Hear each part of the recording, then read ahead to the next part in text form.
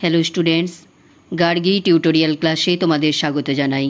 দেখো, আজকে আমার আলোচ্য বিষয় হলো বর্ধমান ইউনিভার্সিটি 6 সেমিস্টার স্টুডেন্টসদের জন্য যাদের পলিটিক্যাল সায়েন্স এসিসি 4 হিসাবে রয়েছে, অর্থাৎ হিউম্যান রাইটস এডুকেশন, মানবাধিকার শিক্ষা, এই বিষয়টি নিয়ে যারা পড়াশোনা করছো, তোমাদের একটি গুরুত্বপূর্ণ সাজেশন আমি অনেক আগেই দিয়েছি এবং এর থেকে আমি মাত্র 12টা প্রশ্ন তোমাদের রেখেছি। এই 12টা প্রশ্ন আমি ভাগ করে দিইনি, 5 অথবা 10-এর মধ্যে আমি কোনো ভাগ করে দিইনি। এর থেকে 5-এও আসতে পারে বা 10-এও আসতে পারে। তোমাদের যেগুলো গোল করে দাগ দেওয়া হয়ে গেছে লাল কালিতে, সেই সমস্ত প্রশ্নের উত্তরগুলো আমার দেওয়া হয়ে গেছে। এগুলো তোমরা আমার চ্যানেলে পেয়ে যাবে। এছাড়া তোমাদের জন্য যে 6 সেমিস্টারের আমি প্লেলিস্ট বানিয়ে রেখেছি, সেখান থেকে তোমরা থাম্বনেল দেখে প্রশ্নের উত্তরগুলো কালেক্ট করে নেবে। এখন আমি তোমাদের দিয়ে দিচ্ছি এই প্রশ্নটা, অর্থাৎ ভারতে মানবাধিকার সম্পর্কে, ভারতের যে মানবাধিকার তার সম্পর্কে সংক্ষেপে আলোচনা করো। তো আরেকবার দেখিয়ে দিচ্ছি, এই হচ্ছে সাজেশান। আর খুব একটা বাকি নেই, 6টা প্রশ্নের উত্তর হয়তো দেয়া হয়ে যাবে এটা দিয়ে দিলে। এছাড়া আর 6টাই বাকি থাকবে। চলো দেখে নাও। যেভাবে ব্র্যাকেট করেছে ওইভাবেই বলবে। প্রাচীন ভারতে মানবাধিকারের ধারণা খুব সুদৃঢ় ছিল। উপনিষদ ও বেদান্ত মানব জীবনের বিজয় গানের মুখর। বৌদ্ধ ধর্মে মানবাধিকারের স্বীকৃতি আছে। সম্রাট অশোক অহিংসা, মৈত্রেয়ী ও সাম্যের বাণী প্রচার করেছিলেন।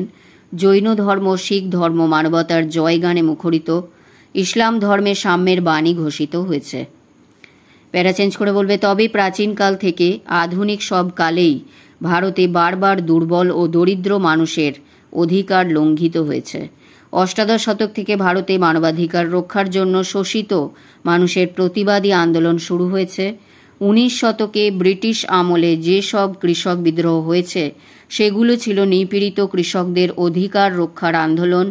বৃহত্তর অর্থে 20 শতকের বিভিন্ন শ্রমিক আন্দোলন, নারী আন্দোলন, নয়া সামাজিক আন্দোলন, মানব অধিকার রক্ষার আন্দোলন। এইসব আন্দোলনের বিষয় ছিল ভিন্ন ভিন্ন। কৌশল ও নেতৃত্বের প্রকৃতিতে পার্থক্য ছিল, কিন্তু ওইসব প্রতিবাদী আন্দোলনেরই মানুষের অধিকার প্রতিষ্ঠার জন্য আন্দোলন। প্যারা চেঞ্জ করে বলবে, জাতীয় আন্দোলনের মূল ধারণাটির সঙ্গে যুক্ত হয়েছিল মানবাধিকার প্রতিষ্ঠার আন্দোলনের ধারা। 1918 সালে ব্রিটিশ পার্লামেন্ট পেশ করার জন্য একটি ঘোষণাপত্র প্রস্তুত করা হয়, যাতে দাবি ছিল বাক স্বাধীনতা, মতামত প্রকাশের স্বাধীনতা, সমবেত হওয়ার স্বাধীনতা, জাতিগত বৈষম্য থেকে মুক্তি প্রভৃতি। 1931 সালে করাচি সম্মেলনে কংগ্রেস মৌলিক অধিকারের একটি প্রস্তাব গ্রহণ করে এবং 1936 সালে জওহরলাল নেহেরু ভারতে প্রথম পৌর স্বাধীনতা সংগঠন গড়ে তোলার উদ্যোগ গ্রহণ করেন। এরপর এখানে চলে আসবে, মহিলা, সংখ্যালঘু ও তফসিলি জাতি উপজাতিদের মতো সমাজের দুর্বল অংশের কল্যাণ বিধানের জন্য সংবিধানে লিপিবদ্ধ বিধি ব্যবস্থাগুলি যথাযথভাবে কার্যকর হচ্ছে কিনা তা দেখার জন্য কেন্দ্রীয় সরকার বিভিন্ন কমিশন নিয়োগ করে। এগুলির মধ্যে বিশেষ উল্লেখযোগ্য হল সংখ্যালঘুদের জন্য জাতীয় কমিশন, মহিলাদের জন্য জাতীয় কমিশন এবং তফসিলি জাতি উপজাতির জন্য জাতীয় কমিশন। 1993 সালে মানবাধিকার রক্ষার আইন প্রণীত হয়। এই আইন অনুসারে ওই বছর জাতীয় মানবাধিকার কমিশন গঠিত হয়।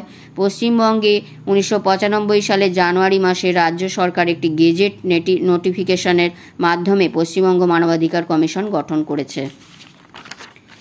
এরপর দেখো, এখানে বলবে, পুলিশ বাহিনীর দমন পীড়নমূলক আচরণ মানবাধিকার লঙ্ঘন করে, তাই সরকার পুলিশের ব্যবহার নিয়ন্ত্রণের জন্য ব্যবহার বিধি প্রণয়ন করেছে। ভারতে মহিলাদের মানবাধিকার রক্ষার জন্য বিচার বিভাগ প্রশংসনীয় ভূমিকা পালন করেছে। এরপর লাস্টের দিকে এটা বলবে, তবে ভারতে মানবাধিকার আজও সুরক্ষিত নয়। মানবাধিকার সংরক্ষণের পথে বহু বাধা রয়েছে। যেমন 1 নম্বর, ভারতে মানবাধিকারের পথে প্রধান বাধা হলো তীব্র ধনবৈষম্য, দারিদ্র্য। দেশের বহু মানুষ এখনও দারিদ্র্য সীমার নিচে বাস করে, অনাহারে মারা যায়। তাদের জন্য অন্ন, আশ্রয়, চিকিৎসা, শিক্ষার, কর্মসংস্থানের ব্যবস্থা না করতে পারলে মানবাধিকার রক্ষা করা সম্ভব নয়। 2 নম্বর, সামাজিক কাঠামোগত দিক থেকেও বাধা রয়েছে। সমাজের বর্ণভেদ প্রথা, মানুষের প্রতি আস্থা, অবহেলা, দমনপীড়ন, শিক্ষার অভাব, সচেতনতার অভাব, সামাজিক নিরাপত্তার অভাব মানুষের অধিকার ক্ষুণ্ণ করেছে। পণ প্রথা, বাল্যবিবাহ, কন্যা সন্তানকে অবাঞ্ছিত বলে গণ্য করাও নারীদের মানবাধিকারের বিরোধী। 3 নম্বর বলবে, বর্তমানে দেশের বিভিন্ন অঞ্চলে সন্ত্রাসবাদী কাজকর্ম মানবাধিকার লঙ্ঘন করেছে। এরপর দেখো এখানে শেষটুকু, পুলিশের দুর্ব্যবহার, নিরাপত্তা কর্মীদের দমন পীড়ন মানবাধিকার লঙ্ঘন করেছে। সরকারি কর্মচারীদের দুর্নীতি মানবাধিকার বিরোধী এবং নির্বাচনকে ঘিরে যে হিংসা দুর্নীতির জাল বিস্তার হয় তার ফলে মানবাধিকার ক্ষুণ্ণ হয়েছে। পরিশেষে বলা যায়, সাধারণ জনগণের মধ্যে নিজেদের অধিকার সম্বন্ধে সচেতনতার বিশেষ অভাব।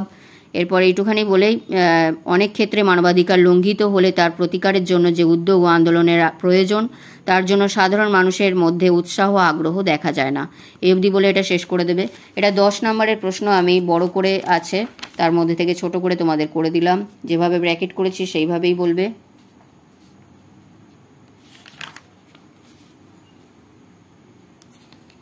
আরেকবার দেখিয়ে দিলাম। যদি ভিডিওটি গুরুত্বপূর্ণ মনে হয় তাহলে একটি লাইক করে দিও, চ্যানেলে নতুন হলে সাবস্ক্রাইব করে নিও এবং বন্ধুদের মধ্যে অনেক অনেক শেয়ার করে দিও।